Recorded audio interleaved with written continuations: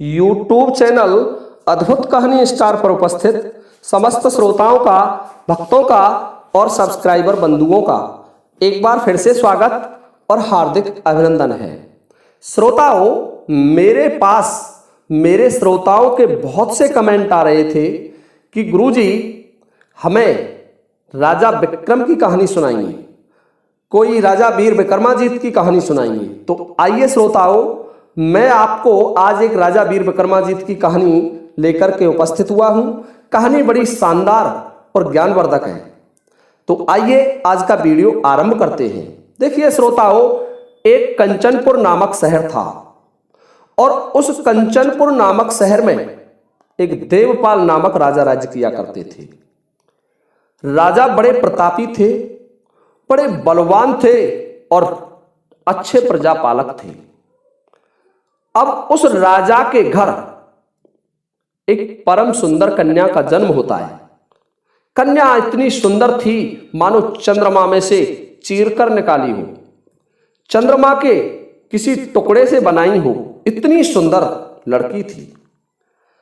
राजा ने जन्म के बाद ब्राह्मणों को और विद्वान पंडितों को बुलाया और उस लड़की का नामकरण संस्कार करवाया।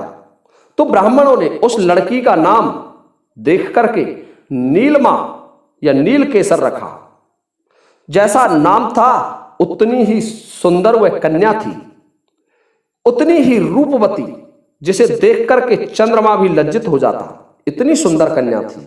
श्रोताओं, वह कन्या धीरे धीरे बड़ी होने लगी।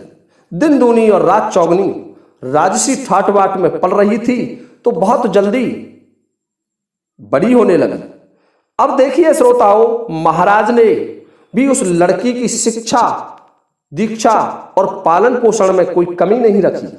महाराज ने एक से एक विद्वान गुरु को लड़की की शिक्षा में लगा दिया और उन गुरुओं ने, योग्य पुरोहितों ने उस लड़की को बड़ी सुंदर समस्त शिक्षाएं प्रदान की। उन गुरुओं ने लड़की को 14 विद्याएं प्रदान की। अब वह लड़की पढ़कर के 14 विद्या निधान हो गई और उसकी उम्र भी विवाह के योग्य हो गई।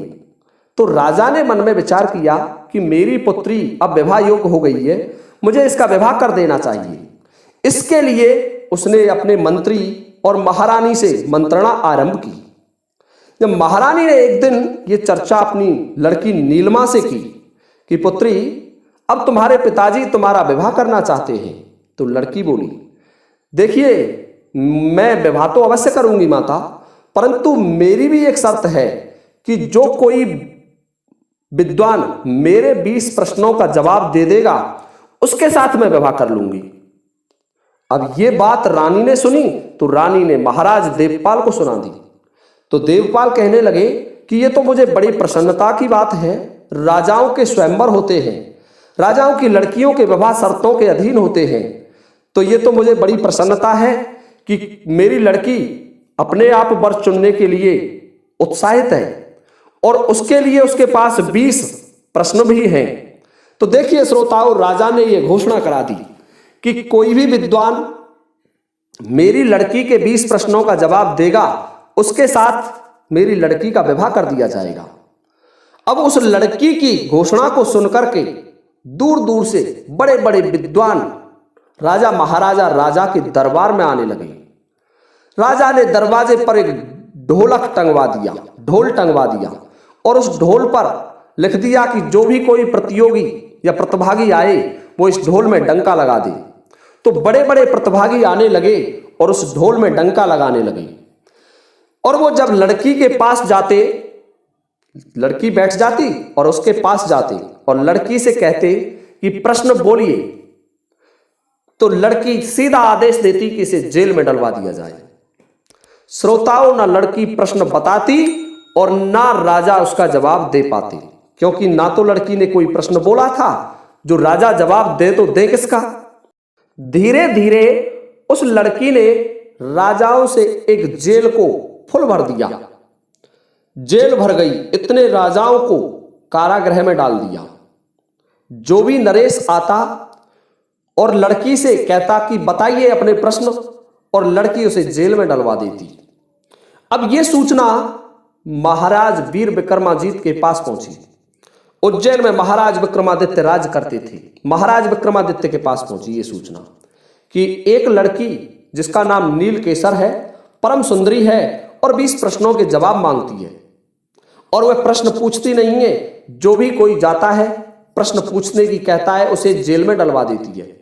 तो महाराज विक्रम भी अपना भाग्य आजमाने के लिए कि चलो देखा जाएगा, या तो जेल होगी या उसके प्रश्नों के जवाब दिए जाएंगे, पहुंच जाता है उस महाराज के राज्य में और उस ढोल में डंका लगा देता है राजा विक्रम।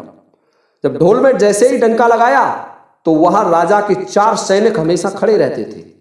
वो महाराज विक्रम को सम्मान सहित राजा के दरबार में ले गए। राजा ने उनसे पूछा कि महाराज आप भी प्रतियोगिता में भाग लेंगे? कि हाँ महाराज, राजाओं के स्वयंवरों में राजा ही भाग लेते हैं।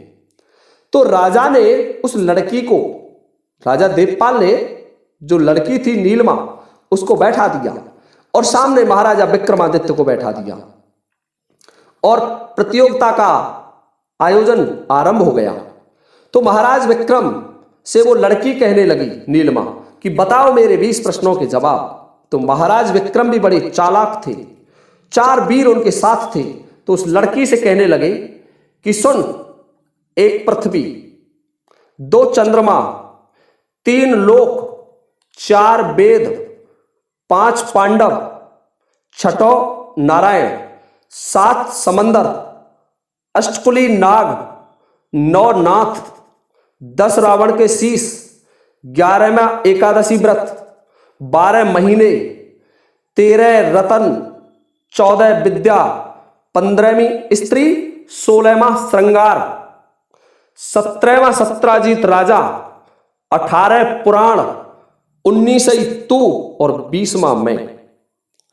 राजा ने 20 प्रश्नों के जवाब एक साथ उस लड़की को प्रेषित कर दिए। अब तो ढोल में डंका लग गया, जय जयकार हो गई राजा की। लड़की हार गई और महाराज देवपाल से कहने लगे राजा विक्रम कि महाराज क्या पूछिए आपकी लड़की को, आपके इसके प्रश्नों के जवाब लगे या नहीं लगे।